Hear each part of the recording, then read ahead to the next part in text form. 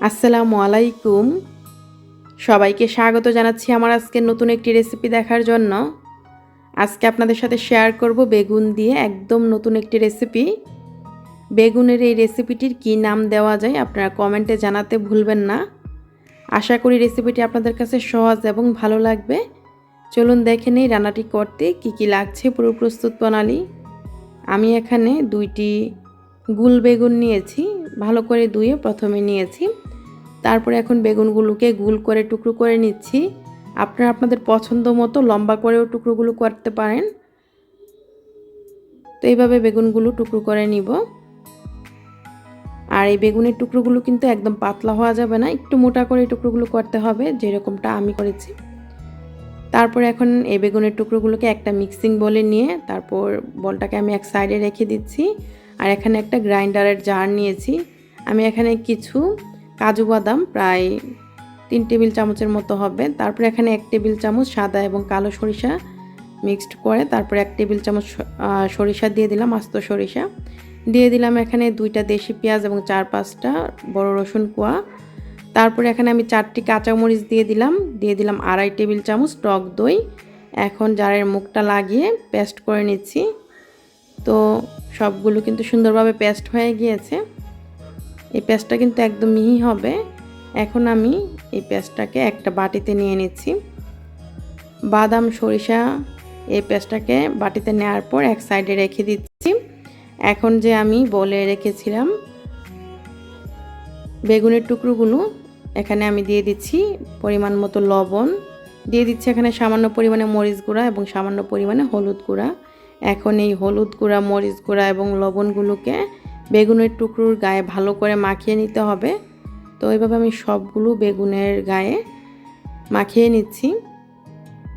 মশলাগুলো মাখানোটা ভালো করে মাখিয়ে নিতে হবে। মাখানোটা হয়ে গিয়েছে, চলে যাচ্ছি মূল রান্নাতে। চুলায় একটা প্যান বসিয়ে দিয়েছি। প্যানটা গরম হয়ে যাওয়ার পর এখানে দিয়ে দিলাম সয়াবিন তেল। আমি এখানে 1/4 কাপ তেল দিয়েছি। এই 1/4 কাপ তেলে সবগুলো বেগুনের টুকরো ভেজে নিব। প্রথমে 3 টুকরো দিয়ে দিলাম, তারপর প্রায় 50 সেকেন্ডের মতো চুলার আঁচটা মিডিয়াম আঁচে রেখে উল্টিয়ে দিলাম। তো এইভাবে উল্টিয়ে পাল্টিয়ে বেগুনের টুকরোগুলো ভেজে নিচ্ছি। আর এগুলো কিন্তু একদম ব্রাউন কালার করে ভাজা যাবে না, হালকা একটু কালার হলে এবং যখনই 70% মতো সিদ্ধ হয়ে যাবে তখন চুলা থেকে নামিয়ে নিতে হবে। তো একইভাবে আমি সবগুলো বেগুনের টুকরো ভেজে নিয়েছি। তারপর এই প্যানেই দিয়ে দিলাম 1/4 কাপ রান্নার তেল। তারপর এই তেলে আমি যে বাদাম এবং সরিষা, টক দই সব কিছু পেস্ট করে রেখেছিলাম এই পেস্টটা দিয়ে দিলাম। তো সব কিছু একসাথে নেড়ে দিচ্ছি, প্রায় 10-15 সেকেন্ডের মতো ভেজে নিলাম। দিয়ে দিচ্ছি এখানে পরিমাণ মতো লবণ, দিয়ে দিচ্ছি এখানে 1 চা চামচ মরিচ গুঁড়া, দিয়ে দিব এখানে হলুদ গুঁড়া 1 চা চামচ। এখন এই সবগুলো মশলাকে একসাথে ভালো করে নেড়ে চেড়ে মিশিয়ে নিচ্ছি। চুলার আঁচটা কিন্তু আমি মিডিয়াম আঁচেই রেখেছি। সামান্য পরিমাণে পানি দিয়ে দিব যাতে করে মশলাটা পুড়ে না যায়। তো পানিটা দেওয়ার পর এখন কিছুক্ষণ কষিয়ে নিতে হবে। আর এখানে আমি অ্যাড করব টমেটো সস। টমেটো সসটা অপশনাল, আপনারা চাইলে দিতে পারেন, না দিলেও সমস্যা নেই, তবে দিলে ভালো হয়। 2 টেবিল চামচ টমেটো সস দিয়ে দিলাম। দেওয়ার পর আমি প্রায় 3 থেকে 4 মিনিট এখন মশলাটাকে কষিয়ে নিব। আর পুরো রান্নাটাই আমি চুলার আঁচটা মিডিয়াম আঁচে রান্না করছি। প্রায় 4 মিনিট কষিয়ে নেওয়ার পর এখানে মেজারমেন্ট কাপে 2 কাপ গরম পানি দিয়ে দিচ্ছি। আমি এখানে ফুটন্ত গরম পানি দিয়েছি 2 কাপ। তারপর নেড়ে চেড়ে পানির সাথে মশলাগুলো ভালো করে মিশিয়ে নিয়েছি। আর এখানে দিয়ে দিচ্ছি 1 চা চামচ গরম মশলার গুঁড়ি। গরম মশলার গুঁড়িটা কীভাবে করতে হয় আমার চ্যানেলে দেওয়া আছে, আপনারা দেখে নিতে পারেন। তারপর আমি এখন বেগুন যে ভেজে রেখেছিলাম, ভেজে রাখা বেগুনের টুকরোগুলো দিয়ে দিচ্ছি। বেগুনের টুকরোগুলো দেওয়ার পর দিয়ে দিব এখানে 4-5টি আস্ত কাঁচামরিচ। তো কাঁচামরিচগুলো দেওয়ার পর দিয়ে দিচ্ছি এখানে 1 চা চামচ চিনি। চিনিটা অপশনাল, আপনারা চাইলে দিতে পারেন, না দিলে সমস্যা নেই, তবে দিলে ভালো হয়, টেস্টটা খুব ভালো আসে।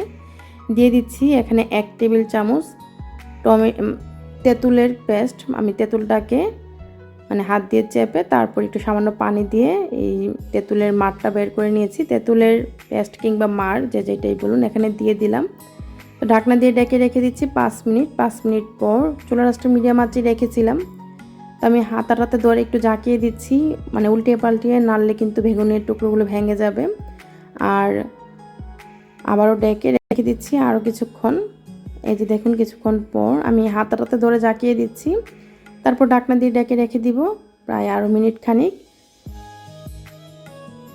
মোটামুটি রান্নাটা কিন্তু প্রায় শেষ, 4 থেকে 5 মিনিট পর। এই যে দেখুন, আপনারা চাইলে এই পর্যায়ে ধনিয়া পাতা দিয়ে তারপর চুলা থেকে নামাতে পারেন। তো আমি এই অবস্থায় চুলা থেকে নামিয়ে নিয়েছি। যেহেতু বাদামের পেস্ট ব্যবহার করা হয়েছে, তো এটা কিন্তু ঠান্ডা হওয়ার পর ঝোলটা আরও টেনে যাবে।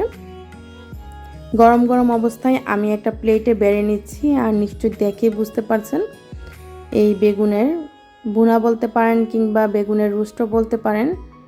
তো দেখলেনই তো কত সুন্দর হয়েছে আর দেখতে কতটা লোভনীয় হয়েছে। আসলে এটার নাম কি দেওয়া যায়, আপনারা এই রেসিপিটির নাম কমেন্টে জানাবেন।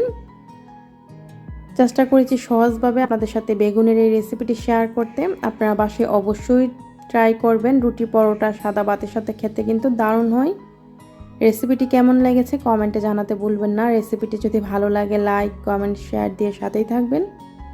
আজকের এই রেসিপিটি দেখার জন্য আপনাদের সবাইকে অসংখ্য ধন্যবাদ। সবাই ভালো থাকবেন, আমার জন্য দোয়া করবেন। আল্লাহ হাফেজ।